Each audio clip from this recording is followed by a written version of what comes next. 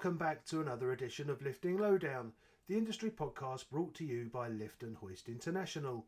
My name is Guy Harris and I'm the publisher of LHI, the magazine servicing the global industrial lifting sector. As ever, I am joined by co-host Rich Howes, director of PR consultancy firm Bridger Howes. Regular listeners of the show will know that this podcast does not take the format of a straightforward interview, but invites industry representatives and figureheads to openly discuss leading topics in a relaxed and friendly manner.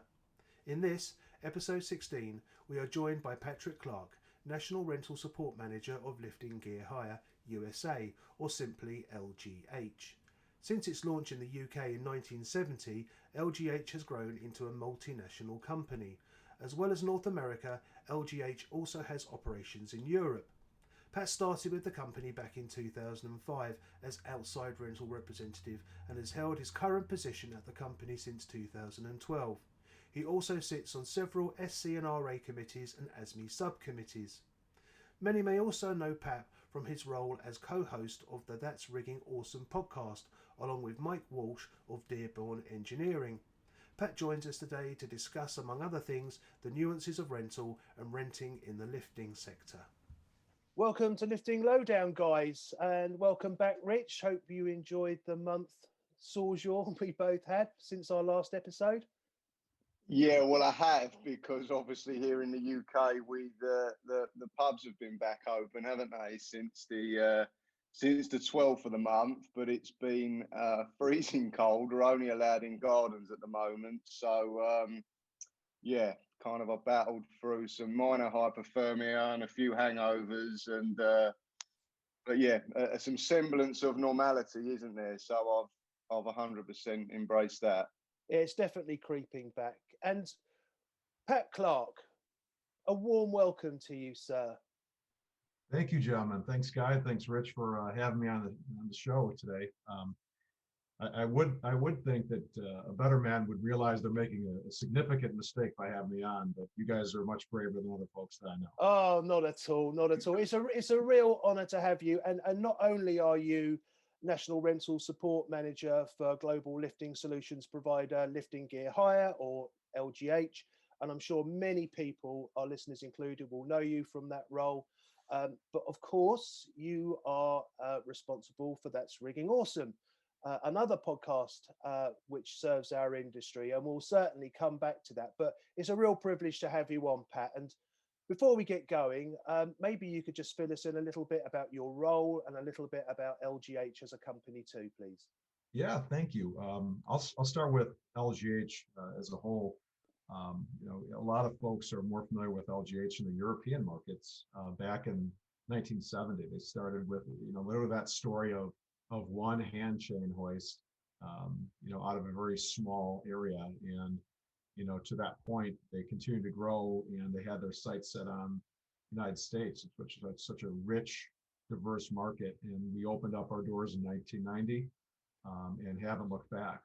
And since that time, there's been some changes in the European markets, but as of the last 5 or 6 years, they've really been rebuilding, and started in the UK, but are also in the Netherlands, Germany, and Belgium. And as far as the United States is concerned, we have 23 locations nationally, as well as a location in Ontario, Toronto, Ontario, with our sights on expanding those markets as well. So, couldn't be more pleased to be with such a solid company that's grown, and even from the family roots, it's always been there. As far as my role, that was created in 2012 after being an outside field representative for LGH for 7 years, which really included helping out folks provide rental solutions for their needs. Now my role has changed into building up a group of individuals who make phone calls to customers and prospects throughout the nation and Canada, where we really don't have a physical presence, whether it's a representative, the boots on the ground, as we'd say, or a location warehouse to service their needs. And that's provided us with an additional source of revenue, but more importantly, a footprint in getting out the LGH philosophy and our equipment into the hands of people who otherwise wouldn't know who we are. Okay, well, thanks for that, Pat. That's a big help and very insightful. So let's just jump in straight away, shall we? Is rental within our sector a growing market? Yeah, yes, it is. Simple answer. Right? You can look at any company that is either publicly owned or privately owned. There's certainly some very large players in our space. Um, as far as the rental rigging aspect is, we differentiate ourselves because we're very focused. We're laser focused on, specifically material handling equipment, hoisting, winching, Okay. safety products, where other larger companies are more general. They have maybe some backhoes, machine moving equipment, compressors, where that that's allowed us to really focus on specific equipment in specific markets and not get, again, our message diluted. So yeah, it's gained strength, I think, in the United States. Oddly enough, it's still relatively a new concept to some areas. We found that when we would be building out in these areas that didn't have, as I said, a representative before, people wouldn't quite grasp why they would want to rent something when they could own it. And of course, the proof in that of showing that rental has grown year over year is some of these larger companies, as I've said, either public or privately, and even just some of the small mom and pop stores. You can look at another company like a Home Depot here. Sure. Home Depot has a tool rental center, and they've expanded over the years into other areas, aside from renting chainsaws and routing material for plumbers. So it's definitely an expanding and an exciting industry as well. What are the say dangers might be too strong a word, but what does industry need to be aware of with those kind of businesses that have diversified, Pat? And kind of, because to me it's not a great starting point, I suppose, if someone goes from renting hard hats and high vis jackets and steel cap boots to then stocking rigging gear that needs to be certified, inspected, and safety checked, and that kind of thing, isn't it? So what does industry have to be mindful of, therefore, and how do you differentiate when you're still using the word, integral to what you do, the word rental? Yeah, that's a fine question. I think we can just go back to the jack of all trades, master of none, and I think that's the danger that you can run as a company. Now, far be it for me to discriminate and tell somebody that they shouldn't improve their revenues by increasing markets and equipment offerings. However, as you said, you dilute it. You dilute the expertise. Speaking from somebody who's been in this industry for over 16 years, there is not a day that goes by that I don't learn something about a contractor's needs. A different equipment that maybe is complementary to what we do. Equipment that I don't normally interact with, but overall just regular contractor and project knowledge. There isn't a day that goes by that I don't learn something about that and our own equipment. So, with this huge learning curve, it's very hard to be really an expert in all of these areas. And we find that to be very true on the people that, will re-rent our equipment. They're not quite sure what they're getting into. And so there's that fine line of, giving themselves additional revenue or having themselves a one-stop shop while we're renting our equipment. Because if the equipment either has some challenges, or more importantly, from a planning perspective, if you don't have the expertise, you could injure, you could kill somebody. Of course, that's the worst case scenario. Cause damage on site. Our equipment is, it's not something for the lighthearted. We're dealing with very high tonnage. It's a very specialized piece of equipment. And I would challenge anybody who is at all considering getting our equipment out of the hands of their customers to really understand what the equipment's capable of. And if not, certainly partner with us so we can help you out. Sure. Thanks, Pat. I was just going to say, Rich, I really get the benefits behind rental. But are other people, for example, are you starting to see this shift between equipment ownership versus rental of equipment, bespoke or otherwise?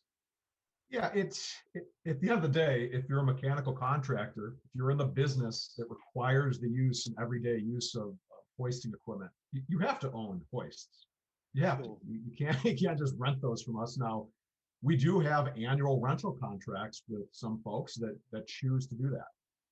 But for the average person, they need to own certain items. But where the rental really comes into play is that it allows them to conserve the capital that they otherwise would spend on items that pertain to their business. Again, taking that example of the mechanical contractor, their job might be to install piping systems. Well, they, instead of putting that money toward purchasing new equipment, they would put it toward buying their specialized pipe in bulk and being able to store it, etc. One of the other advantages we have is people will use our equipment even in a bidding situation. It allows them to bid on projects that they otherwise wouldn't have the capability of capturing unless they were able to have access to this type of equipment. Now that's an So, interesting point. Of course, I didn't think about it from that angle.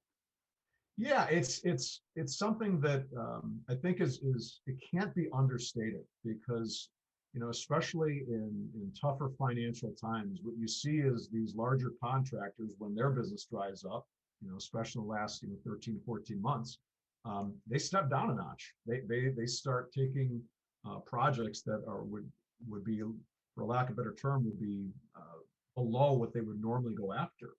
And the same thing is true, though, for some of the smaller contractors. Their jobs might dry up and they want to start bidding on larger projects. This is a way really to enter into that market. But I think the biggest benefit for what we do, hands down, is the process of inspecting, test loading equipment, making sure that equipment goes out as new as possible. And there was so much to understand about the equipment, even relating to the American Society of Mechanical Engineers, the ASME guidelines that are set forth. There's just a lot of ignorance, lack of education on what needs to be done to the equipment to maintain it and make sure that it's working properly. Again, to make sure that their jobs are successful, they're being safe, etc. And again, you talk about a learning curve. Just to dedicate one person to a company like that, it's a significant investment, let alone to provide them with all the education and the tools and an inventory to fix this equipment. So Definitely. Again, for lack of a better term, you'll find that people will use us as a supplementary warehouse, if you will. They'll use us as their warehouse of equipment, and it's worked out very well. Okay. You've started answering my next question there, Pat, to some extent. So I assume the rental terms vary greatly, probably from one lift up to repeated lifts over a period of time. So how does if you can just elaborate then on certification and inspection, pre-use inspection, periodic inspection, and indeed storage and things like that. How do you get around that, and how do you? I assume you have to be quite consultative with each customer and base all of that on their usage needs and the term of the rental. Right. I'll use a specific example. Years ago, I was working with a union outfit, and they recognized through conversation that if there was an accident or if something happened where somebody came in and audited them from the certifying agency, they would be caught with their pants down. And it's not because they were trying to avoid anything. Again, it comes down to just the lack of information on what they need to do to their own equipment, how often, and what needs to be done. And a very simple piece of advice that we give to our prospects or customers at a very, very minimum. You should be looking at your equipment and inspecting it at least toward the manufacturer's recommendations on at least an annual basis, and jot some records down. For us, that's something we do constantly, to the point of it's not only documented, but it's through a computerized system that we have internally that is complemented by an RFID system. So our records are, of course, are far superior to the average customer. But again, that's the business that we're in. That's the model. Yeah, exactly. Yeah, and that's again, that's part of what you're paying for within that rental fee is if you do need certification paperwork to show to a plant owner operator, such as a petroleum refining facility, that's something that we could get you within minutes nowadays with e-documents, right? I would have thought How, that's and how, probably. Sorry, Rich. I was just going to say I think that's probably a massive USP, isn't it? In terms of you do the certification, you do all the LOLA inspections, etc. That's something that a company doesn't have to get themselves involved with, which is a very time exhaustive experience and probably quite a critical and an in-depth one.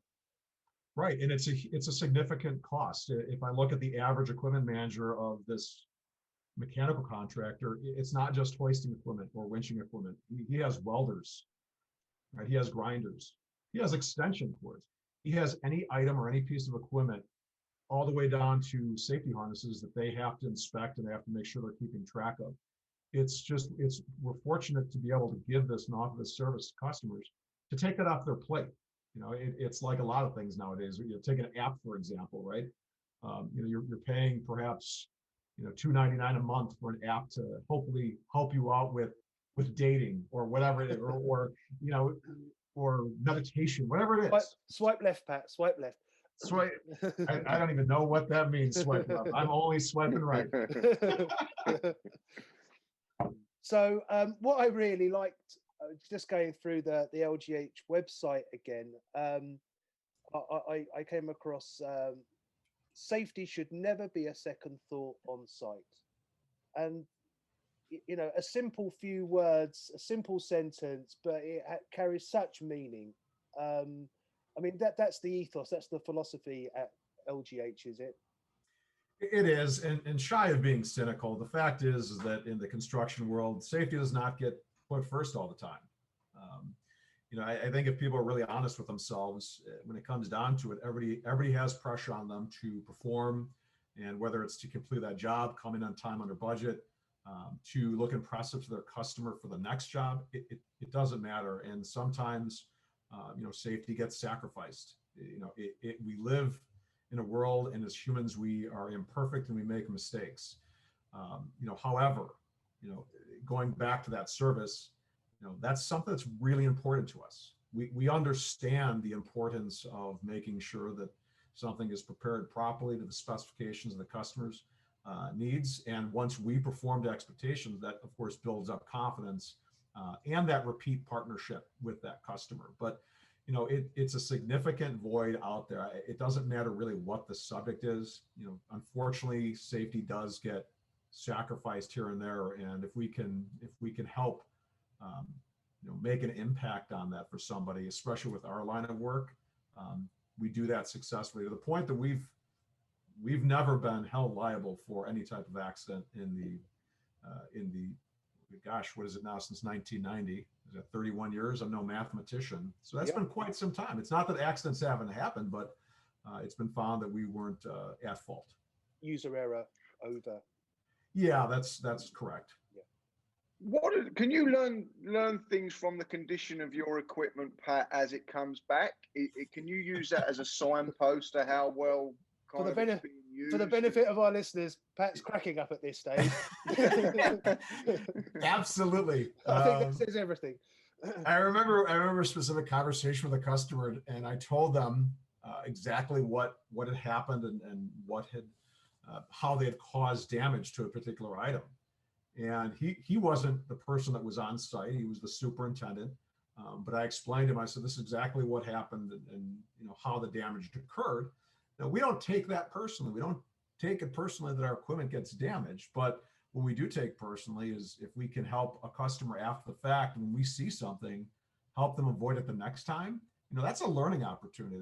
That's something they can take back to their next toolbox talk and say, "Hey guys, we're getting charged, X amount of dollars from damaged equipment." I talked with one of the reps over there, and he explained exactly how it happened and how to avoid this next time, so we don't have have an accident. And to me, the damaged equipment is a predicator of really an accident. the more that equipment is damaged, the closer and closer they're getting to causing an accident. And so that's something that, again, if we can help avoid, it's good to have those conversations. And even if they become heated because, you know, somebody's upset that they have to pay additional monies on top of the rental, so be it. You know, we're still doing our job. We're still having a frank conversation so they can use the equipment properly in the future. Okay, so here's sorry, guys. Sorry, mate. So here's a question for you then, Pat. Something's just popped into my head. Damaged equipment, is it on the increase? And would that be partially down to the fact that our industry is struggling to fill professional roles these days? So what I'm trying to get at, I'm saying, is misuse down to inexperienced people now coming into the industry because that old vanguard is retired, moved on, etc. Well, that'd be anecdotal for me to assume that or to make that connection. You know, yes, there is a challenge with you know, the level of expertise and competence in the industry, especially when it comes to some of our equipment. You know, it's not uncommon for somebody who is wanting to rent a piece of equipment who's never used it before. And especially the more specialized it is, the more that we're going to caution them or try to provide them with resource to somebody who can assist them. So I'm not entirely sure if there is a direct connection. My heart believes that there's probably some of that, is that you're going to damage something that you're not necessarily familiar with, you know, on how to use it. You know, it's very common. And for lack of a better term, it really is ignorance. You know, there's so much that these folks are challenged with on a day-to-day basis. You know, take, for example, again, going back to that mechanical contractor, you know, their job is not to be an expert in all things rigging and how to use all pieces of equipment on the market. You know, I don't expect them to read all the use and care manuals and operation manuals. That's what they're for. Their expertise lies in perhaps putting together a HVAC system, for example. Okay. So yeah, there's certain items that I'm certainly more cautious on than other ones, just because of, you know, they're not as commonly used as well. You know, a hand chain hoist, a lot of people who are listening to the show are familiar with. That's equivalent to almost a screwdriver in anybody's packet, right? But when we're talking about specialized equipment like a hydraulic synchronous lifting system, you know, that becomes very, very specialized, and that's something where we don't want to take chances on that. Is there a danger that some of this equipment, people assume it's a bit more diverse than it actually is? And what I'm getting at here is it's obviously important to constantly apply the right tool for the job at hand, isn't it? But are there occasions where people look at a product, and maybe it's you know, an engineer, and in fact the breadth of their knowledge might actually be a hindrance to them making the right decisions below the hook, because I think they look at the way other engineering works and maybe neglect lifting as a specialized subject matter. Is that a danger that you see? Sure. If I understand you correctly, you know, we do work with engineers, and there's difference in different types of engineers, right? Because you have a PE stamp doesn't necessarily mean that you're a rigging engineer. You know, it's really important, again, to ask questions in our industry and hold customers accountable. Not because we want to interrogate them, but the more that we understand about the project and what they're trying to do, the better of a use that we can be with them. Now, with that said, that's where, you know, we get that dialogue open. You can work with their engineers to make sure that everybody is literally on the same page. And hopefully, again, it's a learning opportunity for them. You know, take, for example, my partner, Mike Walsh, right? Mike is, amongst other things, he's a rigging engineer. He does a lot of plans right now, but he also comes across a lot of sketched up diagrams that are just for a concept drawing that are completely incorrect. And you know, until you start getting educated on some of the physics of the equipment and what its capabilities are, you know, again, you can get yourself in a hairy situation And not to keep beating the drum about safety, but even putting the incorrect equipment out there. Getting something that is completely over capacity or getting the wrong tool for the job because you're not familiar with the other equipment offerings that are available out there that might be a better suit, a better piece of equipment for what your desired job is. And that's part of the consultation and training process that you offer, right? It is. The representatives, we really want them to be the experts in all things rigging. And that takes a long, long time. As I already mentioned, for myself, I learn every day. The type of rep that really does and is very successful for us is the type of rep that not only enjoys working with a customer and finding solutions, but really enjoys the math aspect of it, figuring out, how to make sure this is a safe lift and a proper lift for them. And again, albeit we're not engineers, we've seen so many of the jobs, so many overlap. We've seen what equipment has been used on similar situations, and we're able to provide them with the proper equipment. But at the end of the day, it's always incumbent upon them to have a rigging engineer or somebody to make sure that they sign off on everything, right? Okay.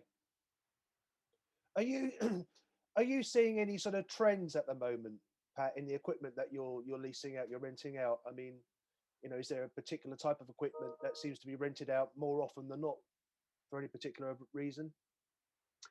Well, one of our best items really is again the hand chain hoist. As I mentioned before, that's like a screwdriver to anybody. So one would think, well, why would you rent so many of these? For people who aren't familiar with LGH, one of the things people know us for is the ability to customize a chain hoist for somebody's needs. So you can buy a coffin chain hoist, for example, a 2-ton hand chain hoist with 10 foot of lift or load chain on it and 7 foot of pull chain. Well, every time that hoist goes out, it's made to order, both the height of lift and the pull of the operating chain. So a customer that needs a hoist that has 30 or 40 or 50 foot of lift on it, they're not likely going to buy that. And it's not something that they're always going to use. This job is going to be different from the next one. So they will rent that hoist from us, that 2-ton hand chain hoist with 40 or 50 foot of lift today. And then next time they might call us back and order a similar type hoist with 30 foot of lift on. So that's one of the more popular items. Our spreader beams are very, very popular. Again, I think the main reason the spreader beams is people don't want to get into the map too much. They'll rely on us once they realize that we have more knowledge than them. And that's not an arrogant statement. It's like any relationship.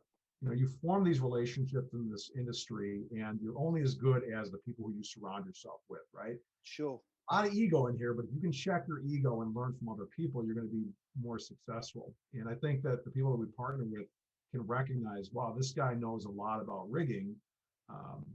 Maybe I can learn from him. So in the case of the spreader beams, there's so many different combinations that you can offer somebody.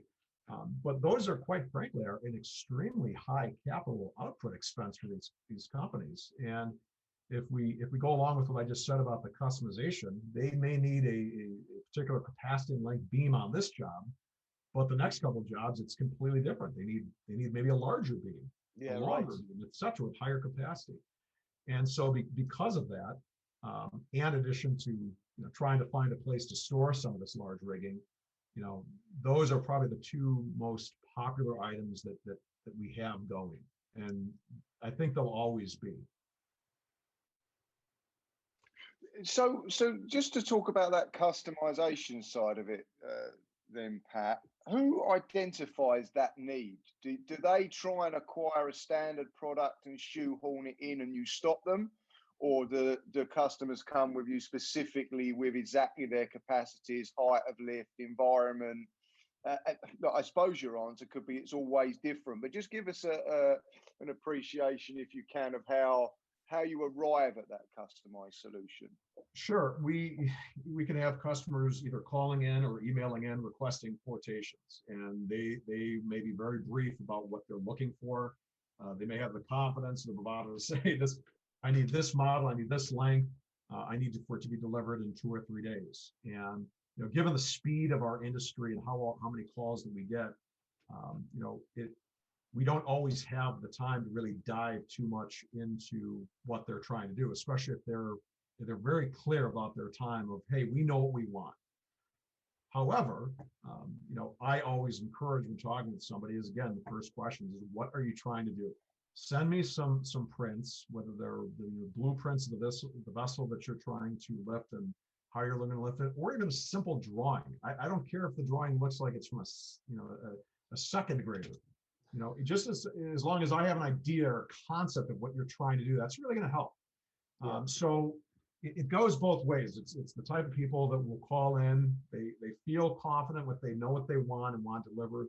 But if we're doing our job before they get that equipment delivered on site, they're getting a contact from somebody at LGH, again, trying to ask those questions. Hey, what are you guys trying to do? What are the weights? What type of headroom issues do you have?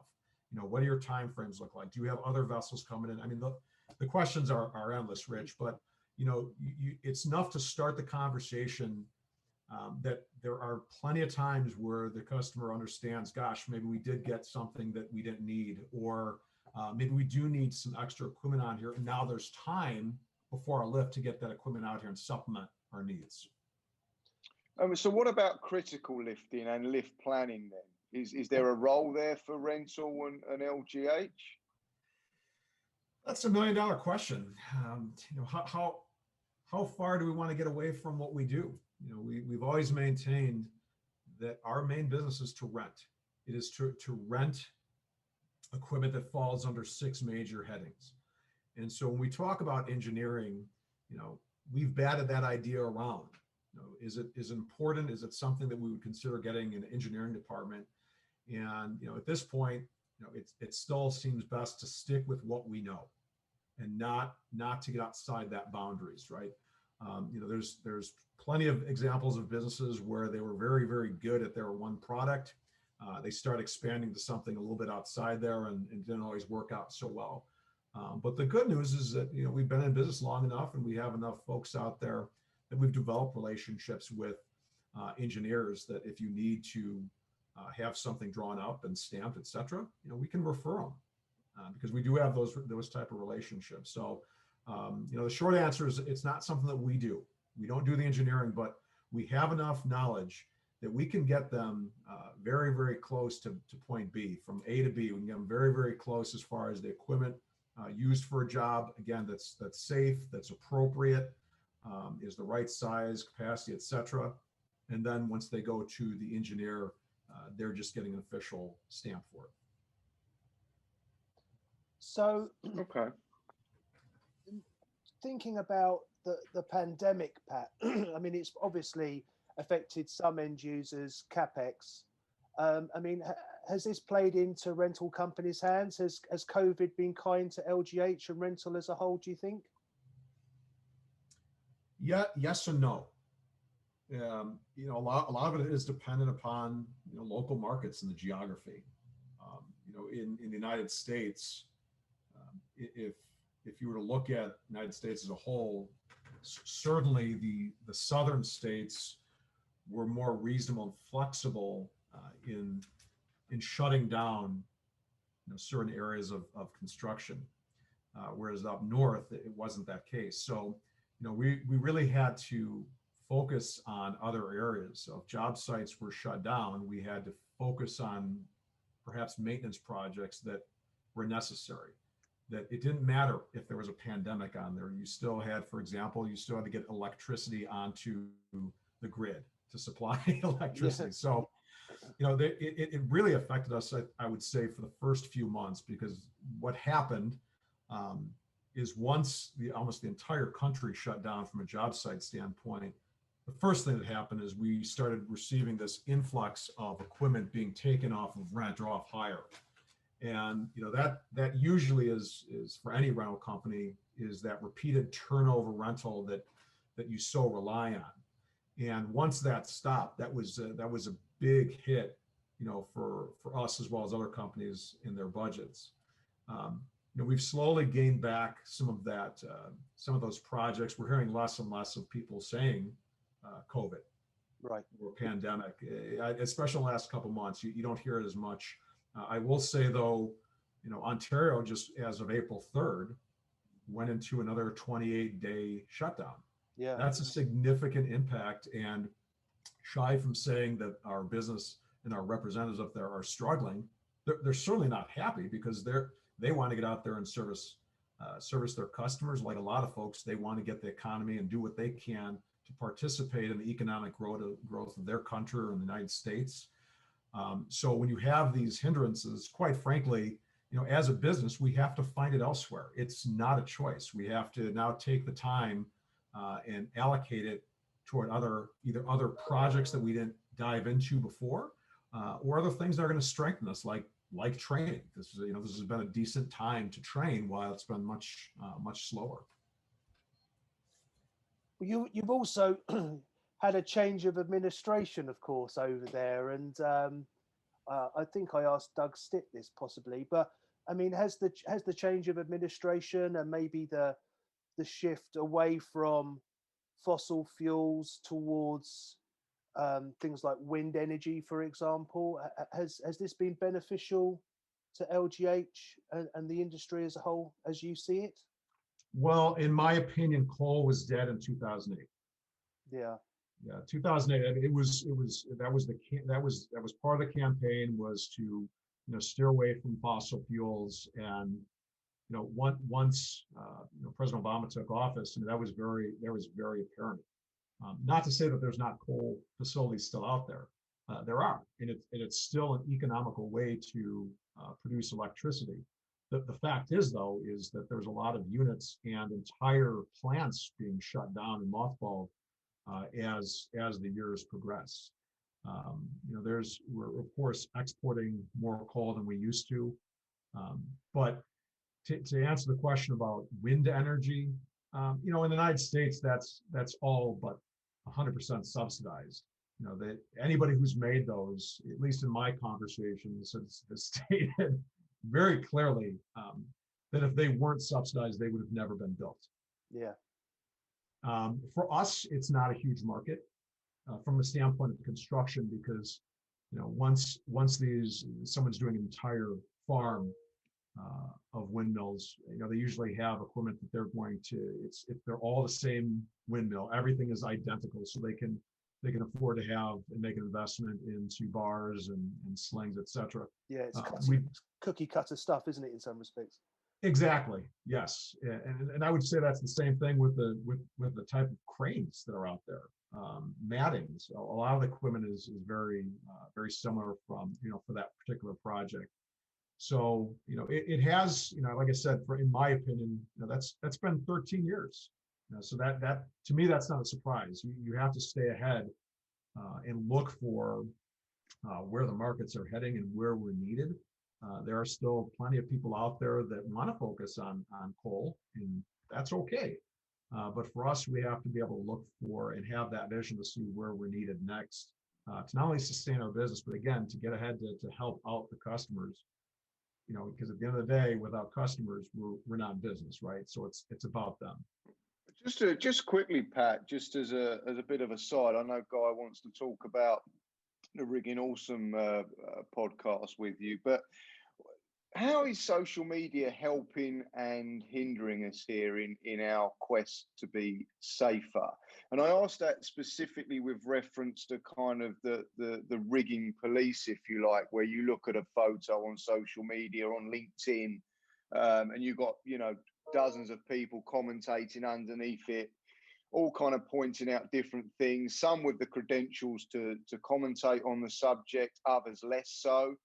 There's an immediacy now, isn't there, to which we're alerted to shortcomings in best practice and incidents and accidents as they happen. So to what extent is that helping us become safer? And what is your view on the kind of the self-policing of our industry on platforms like LinkedIn? Yeah, well, back in 2012, where it helped us is we started creating a series of safe use for our particular equipment lines and troubleshooting. And we released those on our YouTube channel. And again, the intent is to get that information over to a customer. And of course, social media, it's available to anybody, and that could be even our competitors. If we happen to make our competitors safer and better, that's good for the industry. But the main target was the customer base. I used to walk through the warehouse on a fairly regular basis. And as I prefaced before, when I would see damaged equipment, I would see accidents. And so, in my mind, I thought, how can we help? What can we do? And so, by creating these videos, we've had some really good feedback on, gosh, I didn't know that. That's interesting. Even from a troubleshooting standpoint, it's helped folks get back up and running if maybe the equipment is not working properly, and they were able to determine if there was something that they could fix on site, especially if it's out of our control. So it's been a huge benefit to us just from the YouTube standpoint. Our marketing used to be very, very ferocious with our former marketing director who we had aboard. We were everywhere. And at some point, you have to make sure that you concentrate on your efforts and decide where is your money best suited. To answer your question about, the rigging police or the safety police, et cetera, it's unfortunate that, you created as a whole this ability to hide behind a computer, right, with not even your real name or real credentials. And it's very easy to spot out things that may not be proper. I've always maintained that rigging is just as much, if not more, of an art than a science. There's certainly more ways to skin a cat, if you will. So I think social media can be beneficial, but to what end? Is there really a conversation happening? I don't really see it happening as much, even on Facebook. So whether it's LinkedIn or Facebook, I don't see the conversations and the banter going back and forth as I did even 5 years ago. It's really too bad, because as you did preface, is that it could have been more of a learning tool in that regard. Even on groups that I belong to with a specific, it's a group with a specific goal, you just don't see the conversation. You see more comments of what someone's doing incorrect, rather than what an amazing job, or what amazing application. I'd like to talk to you more about that. That's a little Yeah, sad. I mean, it is sad. I mean, my honest opinion on it is that it's become much closer to the kind of the trolling that you get in other areas of social media, and it isn't actually a lot of the intent of this interaction and this commentary isn't to improve sharing of information for best practices. It's just a kind of almost throw mud around, and I think Pat's right. I think that's an opportunity loss, because it could have been a vehicle there. But I think the way the industry's, perhaps the industry, that might be a bit harsh, because we're still talking about perhaps a minority of people here, but there doesn't seem to be an integrity and as I say, I think it's become a little bit like safety trolling, and I mean rigging police when I say it, and I mean the kind of the negative kind of images that conjures up, because I frankly see more of that than supportive education and engagement. So yeah. So Pat, on a personal footing, I mean, you can don your LGH hat as well if you want. What's your take on the health of the lifting industry per se? The health. Do you have anything specific? No, not particularly. I just, do you feel that this industry is broadening and moving forward in terms of technology, safety? You've been around for a long time. You can make the comparisons yourself, and I guess that's what I'm asking for in this case. I mean, you make a comparison, say, from 16 years ago to 2021 today. Do you think we've moved on? Are we getting more savvy? Are we in a more of a cynical industry than we were? Again, another fine question. I think we've lost quite a bit of experience, and our industry, not like any other industry, it could be accounting or human resources, financial, is everybody is looking for good quality talent.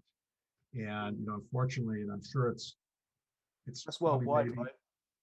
it maybe is similar in the United States, is that we've really gone away from our programs that have taught kids in school the industrial arts, and that's really a shame. That's really near and dear to me, because that's we have this negative connotation of what would be deemed a blue collar or a middle class, but yet at the same time there's this message of the middle class is being diminished. It's talking out of both sides of your mouth. And for us to have this message of that, if you don't go to college, you're not going to be much of a success, is it's garbage. It's pure garbage. Couldn't agree more. Yeah, and because of it, look what suffered is you have kids that could have had a very, very fine life, but have been sold a bag of goods all the way through school. The counselors, the teachers, and even their parents, unfortunately, have been sold this. I always kind of laugh, but it's not funny. Is the industrial arts programs have gone by the wayside and been essentially defunded, but you can always rely on the football teams to have brand new jerseys every year and have the state-of-the-art weight rooms, etc. And at the end of the day, how many guys are going to go pro in football? 1 in 10,000. Yeah, probably add another naught to that. Yeah, and a lot of, again, I get it. A lot of this is political.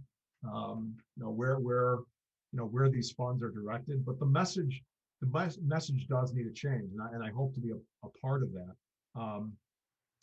But yeah, it's a shame that we've lost so much knowledge over the years through people retiring or passing out of this world. The thing that I do find exciting about this is, first and foremost, is you do not have to retire from this industry. As a matter of fact, the moment that you retire, you're going to get probably 6 or 8 calls of people asking if you want to be a consultant. Yeah. Because it's so hard to replace that knowledge, right?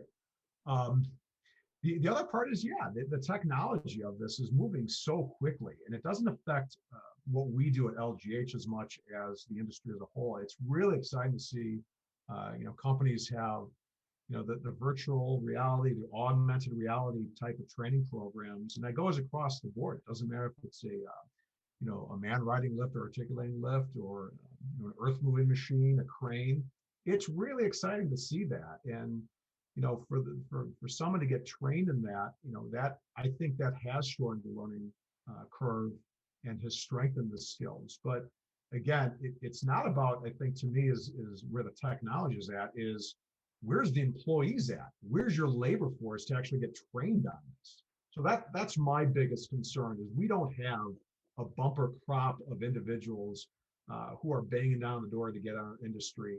And we need to change that message, and we need to get and find the right message, because what we've been saying over the last 5, 10, 15 years, it's not quite resonating. It's not quite getting the ground, I think, that everybody would like. And before too long, without acting like Chicken Little here in the sky falling, before too long, it's going to be tough. We're going to have to be forced to import labor, or we're going to be requesting to have these consultants on staff that are going to cost quite a bit of money. So it's going to affect our industry quite a bit. Brilliantly was that something that you indeed, yeah, was that something that you set out to raise awareness of, among other things, with Rigging Awesome, your podcast? I mean, congratulations on that, by the way. I think it's a great addition to the industry, and if Guy and I can emulate some of the engagement success you've had, we'll be pleased with that, won't we, Guy? But indeed. So yeah, what did you set out exactly to achieve, Pat? My sense is a lot of what you've just spoken about. That's you hit on the screws. Is to make an impact within getting a message out there to parents, to the schools, to anybody who will listen. And I'm not anti-college, but it's kind of scary that at some point I'm probably going to get to that point where I am anti-undergrad, just with the sheer amount of costs, and with schools being subsidized. It's a lot of money, and it's a lot of money. And when kids come out of school so in debt, they're still sitting on the sidelines. that's a huge yoke that a lot of kids, let alone their parents, may never be able to come out of. I completely agree, Pat. Completely agree.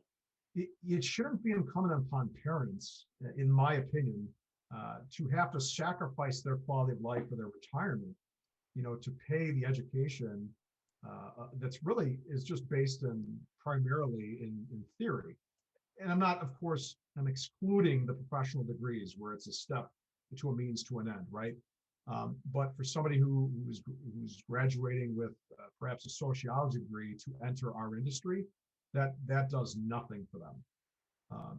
So that's Rigging Awesome was set out to get that message out, to have guests on that have walked that path, where people who have encountered going up the wall against college, whether they couldn't afford it or maybe they didn't have the good grades to get into college. We've had high school counselor on there. We've had board members on there. We've had both union and non-union members, crane operators on there, elevator constructors. And we're getting started, Rich, to be honest with you. COVID has not done us any favors because, our format's a little bit different where we like to be in person. And once everything got shut down last April, it was awfully difficult. So I produced a couple of episodes afterwards on virtual, but in my opinion, just didn't quite have the same impact, etc. So, but that's a message that's really important, and it's a team effort. It's not about us. We're just creating a platform where hopefully we can reach a new audience to say, this is something I've never thought about. And to that point, I'll put a button on it that, I think a year or two ago, there was quite a bit of research out there that said that if parents were introduced to in the industrial arts programs or some of the different crafts and the skilled trades that are out there and the benefits and the income, the benefit and the compensation, et cetera, they were open to it. But it's like anything, unless you're exposed to it, why would you have an interest in it? Exactly.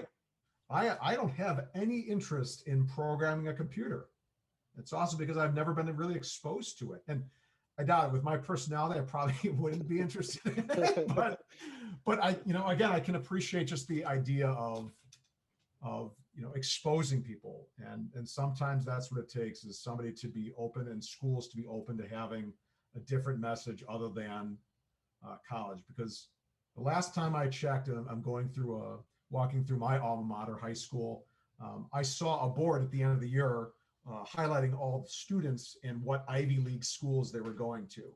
I did not see a similar board of kids going to ABC Mechanical or XYZ Welding School, and that's a bad message, right? I agree. Clearly the message is one is good, one is bad.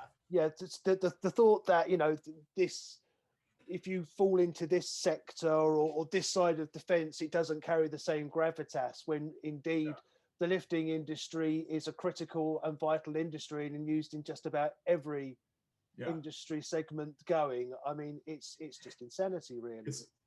I didn't know that this was a thing, but maybe there's such a thing as career shaming. Everything else is shamed nowadays. Maybe there's a career shaming, but yeah, Guy, you're absolutely right. Equipment is getting, and vessels, they're getting bigger and bigger. So when can we expect the next episode of That's Rigging Awesome then, Pat? Good question. Let's put you on the spot, sir. No spot necessary. I just broke bread with my partner Mike the other night. We both enjoyed a big steak, and we talked about that. We talked about how much not only do we miss the interaction of us spending time with each other, but again, we'd like to start planning some episodes for the future, because it's important to both Mike and I. It's a thankless position, but we feel that with my background, especially Mike's background, we come from two different expertises and educational levels. We're separated by some 17 or 18 years. So combined with that, we've got at least, something to say that, at the end of the day, we hope resonates with some teachers or young folks out there. Definitely. I mean, just very quickly, because I see Rich wants to come in. The one I listened to more recently, and I can't remember her surname, so I do apologize, but it was Danielle. Danielle Shaw. Yes. And that was fantastic. Just getting a female's perspective, you know, in our industry, from our industry, and the hoops she's had to jump through. I mean, that's first class stuff, and there's not enough of that, in my opinion. We need more of that in our industry. It's positive messaging at the end of the day. Yeah, and it's not that we are. I just want to be clear. We're not looking to per se get specifically women on the show. It's not about that. We're trying to get different messages, and we happen to come across guests that they have something to say or they have perspective. Everybody does. You don't know a person until you really just start asking them questions. And we run across potential guests, and we start asking them questions about personal and how they got into their professional career. It's amazing. Everybody has a story to tell, and Danielle was one of them. Danielle's one. There was another woman by the name of Annie Huffman, who's out of the western, I think Seattle or Portland market. And being a female in this industry, she gets ripped, but she's got teeth, and she's able to bite right back, and it's great. But the idea again is just sharing that story, that different perspective, and there's some overlaps, but more than often there's a unique quality to what they're saying. No, indeed. My fellow directors are female, and the editor or the editorial director of 3H Media and Lifting Hoist International, Maria Hadlow. I mean, one of the things that she talks about, because we've said, look, it's International Women's Day, and why don't we focus on women in our industry? And she's a qualified engineer, and her attitude, which I admire greatly, is I'm not a woman in this industry. I'm just a professional in this industry. Right.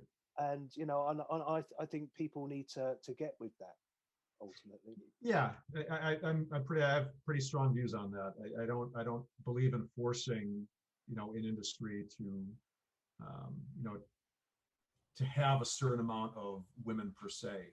It's either attractive to somebody or it's not attractive to someone. Just like me, I was not attracted to coding computers. I was attracted to this industry because of my likes. I have a background in math and in sciences, and that I was able to take that over. But I think it's important to get the message out to people, different people than what we have out there. But you're never going to change generational. You're never going to change. People who want to tinker are naturally going to gravitate toward being a mechanical type industry. That's just the way it is. And so, if the numbers happen to be top heavy, you're not going to, at least in my opinion, going to be artificially going to adjust that. No, I think it will always shake out how it's intended. So now you're going to receive some hate mail now.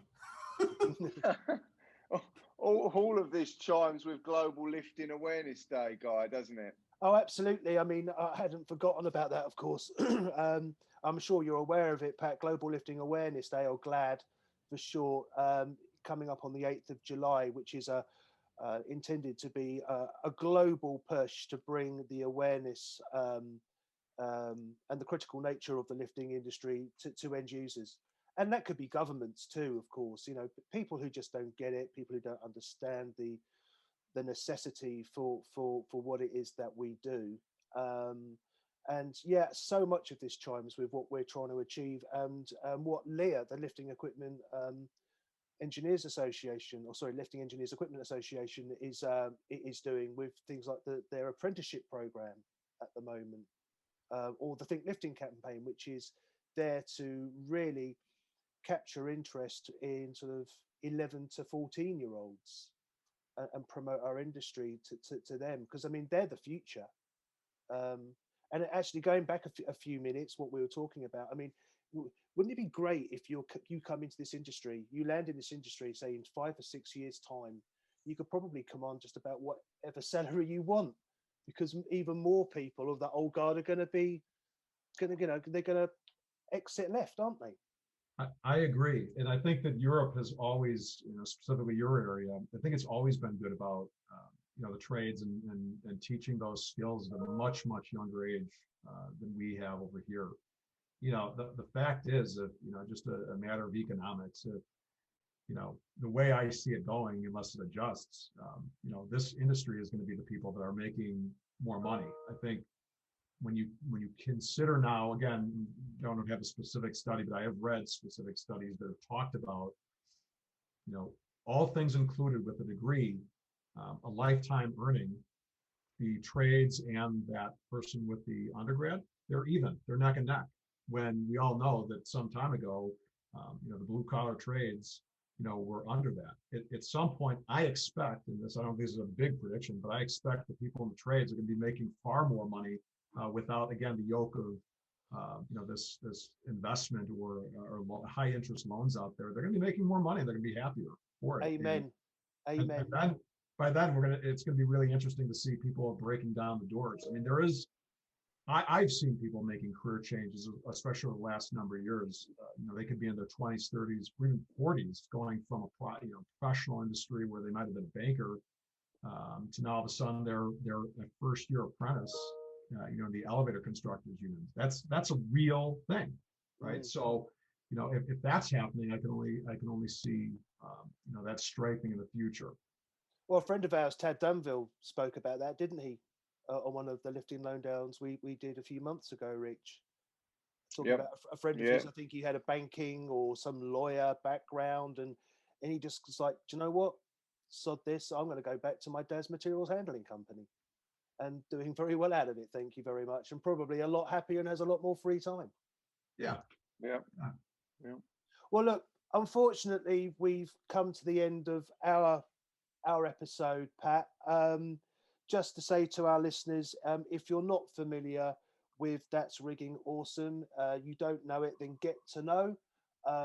It's easily found on YouTube, and please do go and visit and listen to some of the fantastic episodes that Pat and Mark have presented. Well worth it, and we can't wait to see more of them, Pat. Thanks, Guy. I appreciate it. Rich, thank you very much. I appreciate you guys having me on the show. Well, it's been fantastic. I really enjoyed the conversation. Thanks, Pat. You got it, guys. Yep, absolutely. Good luck, fellas. Thanks a lot. Go well, chaps. Well, we've come to the end of another episode. We hope you enjoyed it. A big thank you to Rich and, of course, Pat for taking the time to come onto the show and share his knowledge of the growing lifting and rigging rental sector. As Pat said, rental may still be a relatively new concept to some in certain industry segments, but that appears set to change rapidly. With clear benefits to end users, not least freeing up capex, avoiding costly storage, inspection and maintenance hassles, renting equipment arguably increases both health and safety on site, as well as presents companies with an opportunity to bid for business it wouldn't otherwise be able to without owning specific equipment. Rental, being a highly customer-focused business model, may even play an increased role in future as we inevitably lose expertise in an ageing workforce. Pat clearly is a passionate advocate for all things lifting and is as keen as so many of us to see new lifeblood come into our sector. All of which comes across in That's Rigging Awesome. Do check it out. We've provided a link in the upload. As ever, feel free to leave comments or present any questions for me and our guests. Your feedback and suggestions for future editions will enable us to make this podcast even more relevant and interesting. You can keep up to date with the latest industry news by visiting LHI's website, liftandhoist.com. Thanks for listening, and look out for the next episode in a couple of weeks. Until then, stay safe.